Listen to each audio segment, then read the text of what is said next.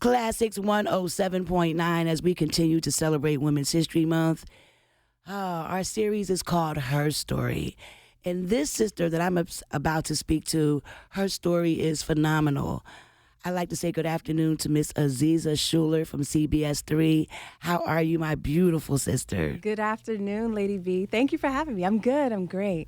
Okay, so before we even get into your story, I just want to give my take on it. I'm watching TV. Well, not literally. I had the TV on one day, and I'm doing housework, and I'm vacuuming. And I look over, and I see you on my screen, and I see your beautiful bald head.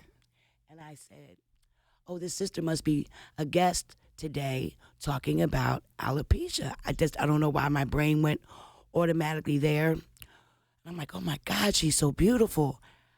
I cut the vacuum off, and I looked, and I saw that you were the reporter. I'm like, no way! She did this on purpose. She is vibrant. She is beautiful. Thank you. And then when Carolyn came to me and said, would I like to do this interview, I jumped at the chance because I'm like, I want to know more about this sister. I want to know her journey, her story. And then I saw an interview. When I tell you the tears were streaming down my face, I fell in love with you instantly. Talk about being powerful, talking about standing in your own truth, talking about being accomplished, talking about being physically beautiful. Yeah, it touched my heart. It touched my spirit. I know people say this a lot, but I am truly honored to speak with you this afternoon. Thank you so I much. can't wait for you to share this story. So let's start from the beginning. Go. Well, it's still also new to me hearing so many people have this reaction that, oh my gosh, your story is so powerful and you're so inspiring. Because I didn't do it for that reason. I wasn't looking for the accolades or the attention. Even though I'm a news reporter, I'm in television. I'm also a very introverted person, so I don't seek out attention. But wanting to share my story was more so about wanting to free myself and get out of hiding. I had been wearing a wig since about 12 years old due to alopecia, which is an autoimmune condition that caused all of my hair to fall out. And as I was approaching 30 years old, I was just like, okay, I'm tired of wearing wigs, one, and I want to really embrace my identity and get to know who I am as Aziza and as a woman, and not feeling like I have to appease others. Or even not even appease others, but do what I believed was best to make everyone around me comfortable, when in reality, people are comfortable when you are your most comfortable and confident self. Everyone else will adjust and adapt and embrace you. And that's what I saw on the screen that day. That's why I said what I said. I'm like, oh, this is her. This is what she is rocking this. Your makeup was flawless. Your verbiage was flawless. I'm like, oh my God. Oh my goodness. I love this woman. So let's take it back to the very beginning. Tell people where and how you were born. Yes, I was born I was technically born in Virginia. My mother was in jail when she gave birth to me. And but my family's from D.C., so I grew up in D.C. Because of a tumultuous childhood. My parents struggled with drug addiction. I was in the foster care system. My 6 siblings and I have 5 older brothers and 1 younger sister. We were in the foster care system. And eventually I was adopted by my grandmother and my aunt. So by the time I was about 12 years old, I'd already gone through so much trauma and stress and grief that doctors believed, and I also believed, that contributed to the triggering of the autoimmune condition, alopecia. Because a lot of folks say that stress Yeah. is definitely a trigger. Okay, you are not stressful anymore. I am still stressed.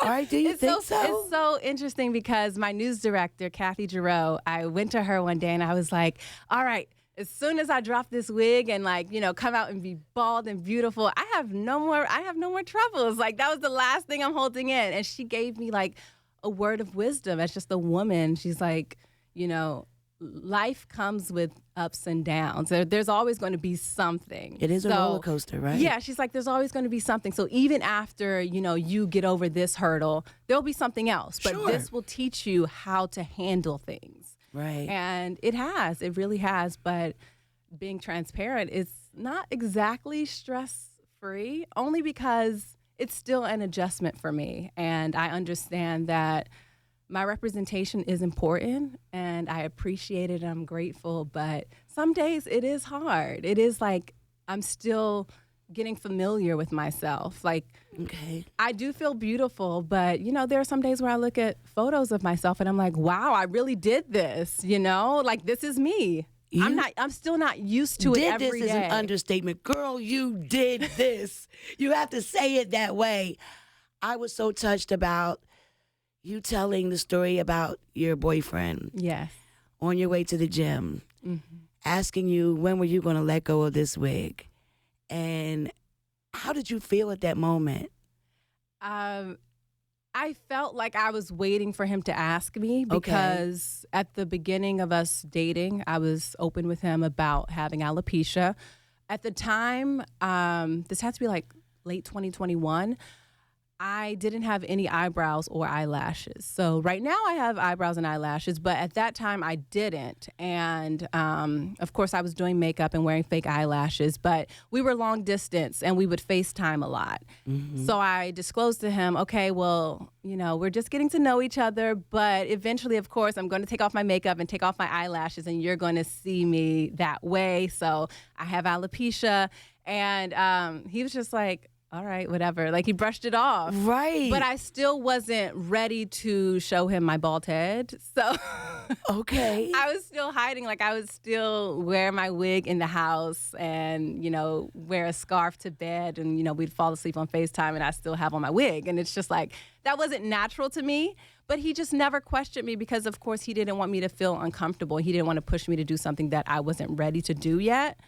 And once he actually did ask me, like, when are you going to take off your wig? Like, I know you have alopecia. I know that you're bald. So what's the holdup at this point?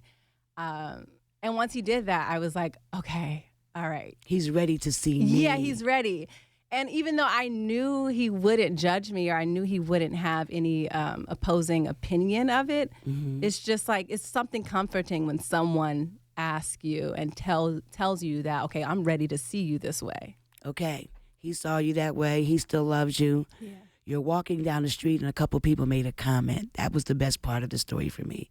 Share with my listeners. He said, okay, so I took the wig off, and I think it was like the next morning. He's like, all right, let's go to the gym. And I wasn't expecting that. I'm thinking I'm just going to show him my bald head, show him in private. I wasn't expecting to go out in the world that way. So imagine, you make a huge change about your appearance and then you're automatically expected to embrace it and walk out the front door doing something you've never done before. Right. And I'd never gone out in public bald. I felt completely naked. When you said you had never felt the wind touch. Can you imagine that? I cannot. Exactly. I cannot.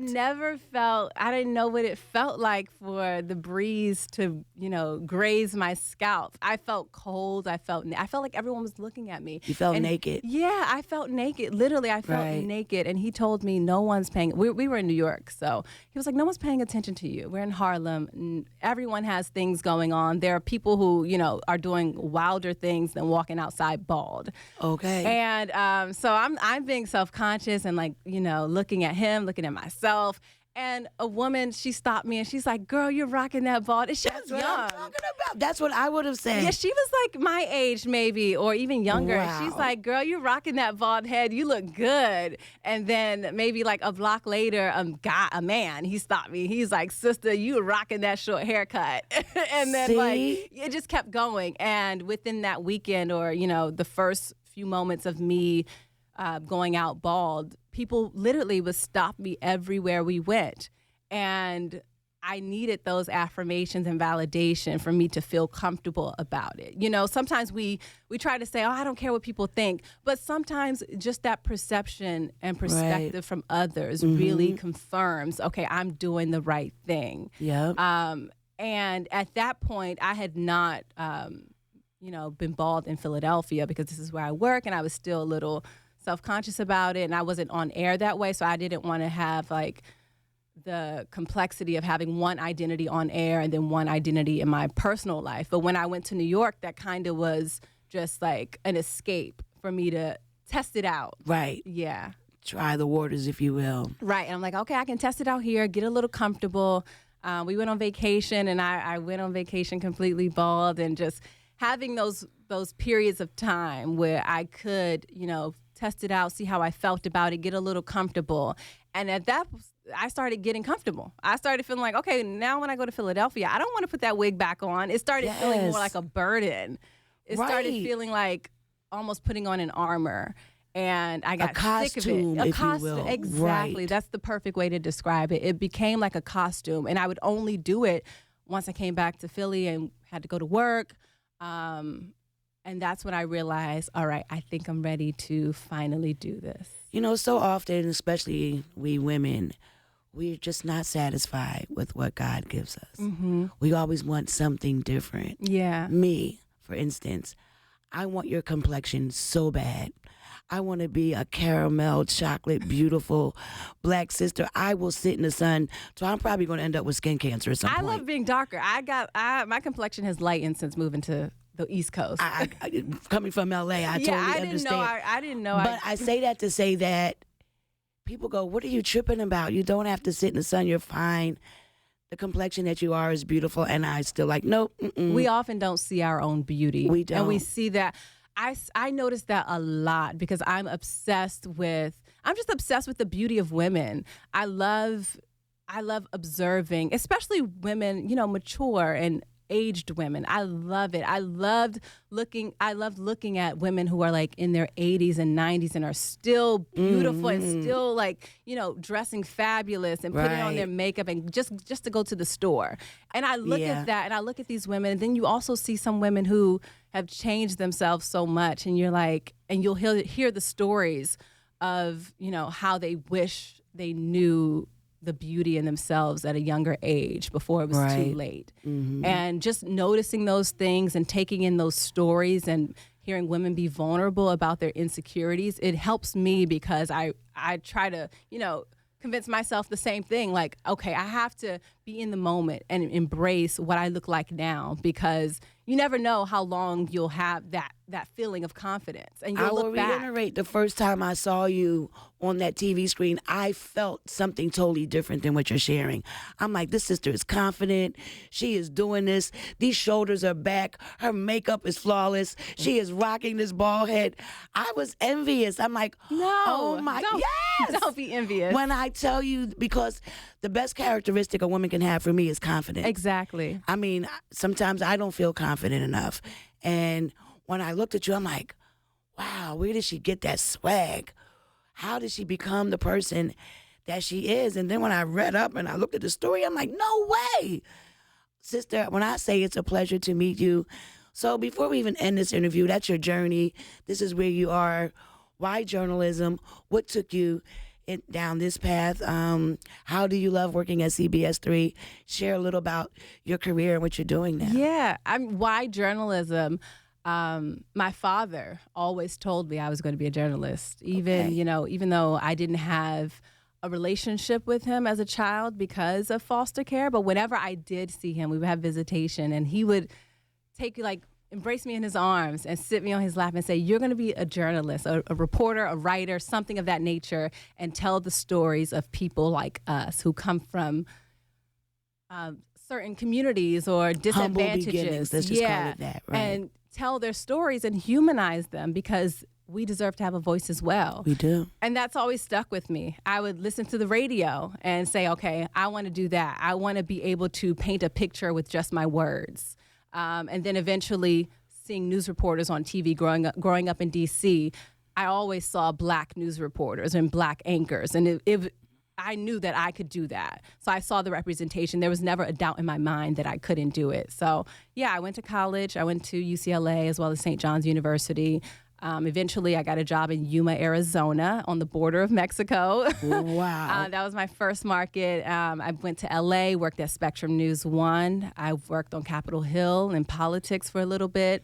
And yeah, now I'm here in Philadelphia. I never thought I would be in Philly, but that's where my journey has led me. And I'm trusting the process. And now I know why I'm here. Because when I first got here, I asked God, like, what's my purpose here? How can I serve this community? Mm-hmm. And I've realized that this community has served me, and it's gave me the confidence and the certainty that I can be who I am. I'm so glad you're here. I'm hoping you're feeling the brotherly love and the sisterly affection. Yes. Again, I am in awe of you.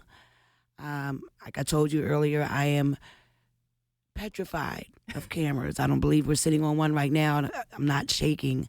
I think women who do what you do are superheroes in my eyes.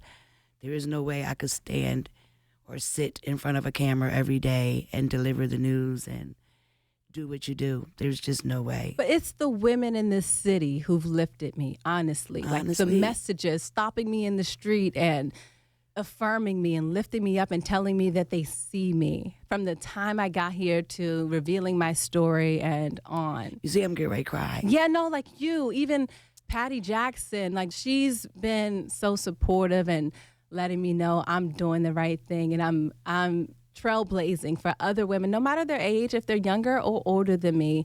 I'm setting an example, and I appreciate that. You are, sister. You really are. Aziza Shuler, you are an amazing woman. It's such an honor to honor you during Women's History Month and beyond. Please don't change. Please stay the beautiful spirit and soul and beautiful sister that you are. You are going to encourage so many women. You have no idea that your tentacles are they're going to touch so many people. It's an honor again to have this conversation with you. Welcome to Philadelphia. I feel like I've gained a new little sister. Anything you ever need, appreciate that. Anything you ever need, you can call on your girl, Lady B. Again, I want that jacket that you're wearing. Oh, yes, you can have it. Fierce. Thank you. Fierce, just like you are. Yes, welcome to Philadelphia, and never change who you are. I'm so glad you're here. I appreciate all the love. I love you as well. Thank you for embracing me and welcoming me. Yes. Aziza Shuler, CBS 3 in the building. Happy Women's History Month. Happy Women's History Month.